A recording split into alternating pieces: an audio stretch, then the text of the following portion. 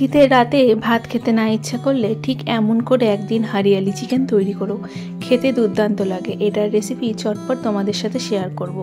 তার সাথে তৈরি করেছিলাম মশালা পরাঠা, এটা খেতে আরও সুন্দর। সেই হরিয়ালি চিকেন বা চিলি চিকেন এইসবের সঙ্গে ভীষণ সুন্দর লাগে এই পরোটাটা খেতে। আমি আটা দিয়ে তৈরি করছি, তোমরা চাইলে ময়দা দিয়েও করতে পারো। আমরা বাড়িতে ময়দা দিয়ে খুব একটা পরোটা খাই না, আটাটা দিয়েই খাই। তার জন্য আমি সেই আটা দিয়ে পরোটাটা তৈরি করেছিলাম। খুব ভালো মতো গোল একটা প্রথমে রুটির মতো বেলে নিলাম, তার মধ্যে দিলাম বেশ কিছুটা ঘি। এবার ঘিয়ের বদলে তোমরা যদি চাও তাহলে বাটারও ব্যবহার করতে পারো, বা যদি চাও তাহলে তোমরা সাদা তেলও ইউজ করতে পারো এই ঘিয়ের বদলে। কিন্তু ঘিটা দিলে ঠিক ততটাই পরিমাণে স্বাদটা দ্বিগুণ বেড়ে যাবে। তার মধ্যে দিলাম অল্প একটু পরিমাণে জোয়ান, অল্প একটু নুন, তার সাথে দিয়েছি সামান্য একটু জিরে গুঁড়ো, আর দিয়েছি কাশ্মীরি লঙ্কা গুঁড়ো। তোমরা যদি চাও তাহলে কাশ্মীরি লঙ্কা গুঁড়োর বদলে যে লাল লঙ্কা গুঁড়ো হয় সেটাও দিতে পারো, বা ঝালের জন্য তোমরা কিন্তু গোলমরিচের গুঁড়োরও ব্যবহার করতে পারো। এবার সমস্ত কিছু দেওয়া হয়ে যাওয়ার পর সেই ঘিয়ের সাথে ভালো মতো সেই যে রুটিটা থাকবে সেটার মধ্যে চারদিক দিয়ে স্প্রেড করে দেবে হাত দিয়ে। একটু বেশি করে ঘি দেবে বা একটু বেশি করে তেল, সাদা তেল ব্যবহার করবে, যাতে চারদিক দিয়ে খুব ভালো মতন মিলিয়ে যায়।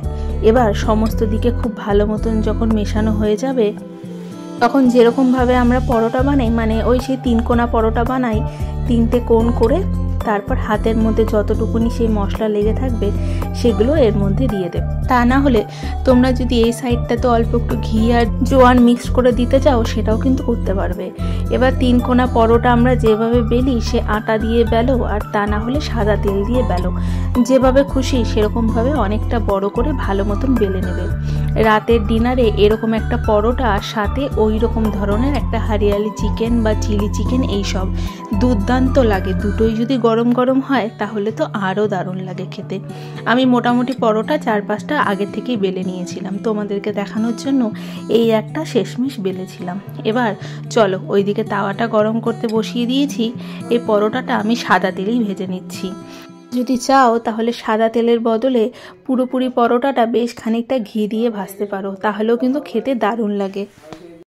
একসাথে 2টো করে পরোটা তৈরি করছি। বেশ ভালো মতন তাওয়াটা একটু সেঁকে নিয়ে সাদা তেল দিয়ে বেশ খানিকক্ষণ কড়া করে ভেজে নিয়েছি। এই পরোটাটা সত্যিই দুর্দান্ত লাগে খেতে, তোমরা একবার পারলে ট্রাই করো। শীতের রাতে একটু আমরা সবাই ভাত খেতে অপছন্দই করি, তার বাইরে যদি এরকম ধরনের পরোটা হয় তাহলে কিন্তু দুর্দান্ত হয়।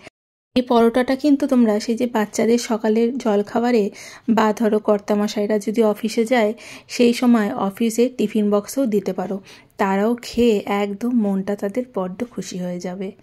আজকের ভিডিওটা এতটুকুই। যদি কিছু ভালো লাগে একটা লাইক করে চ্যানেলটা সাবস্ক্রাইব করে আমার পাশে থেকো।